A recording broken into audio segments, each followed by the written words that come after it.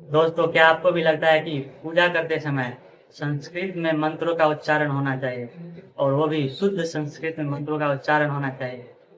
तो ये वीडियो जरूर देखिए आप। और आपके मन में कभी ये सवाल भी नहीं है कि अगर ईश्वर सच में ईश्वर है तो वो हिंदी क्यों नहीं समझता है? उसे संस्कृत ही क्यों समझ में आती है? हमें तो हिंदी, अंग्रेजी, भोजपुरी 3 समझ में आती है, उन्हें एक ही समझ में आती है। तो ईश्वर वो है कि मैं हूं?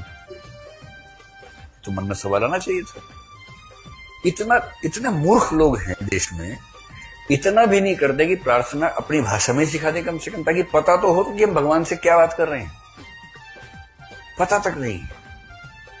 अब संस्कृत लोगों के जीवन से संबंधित ही नहीं थी। अब तो पंडित चालबाजी के कारण संस्कृत का उपयोग कर रहा था। चालबाजी क्या है? उस भाषा का उपयोग करो जिसको लोग ना समझते हो। तुम जब ऐसी भाषा का उपयोग करोगे जिससे लोग नहीं समझते, तो लोगों को कभी पता नहीं चलेगा कि तुम जानते भी हो कि नहीं। तुम उल जलूल बकते रहो, तुम व्यर्थ की बकवास करते रहो, और लोग बड़ी श्रद्धा से सुनेंगे। उनकी समझ में नहीं आ रहा, और जब लोगों की समझ में नहीं आता तो वो सोचते हैं जरूर कोई बड़ी गहन गंभीर बात कही जा रही होगी, इसलिए समझ में नहीं आ रही।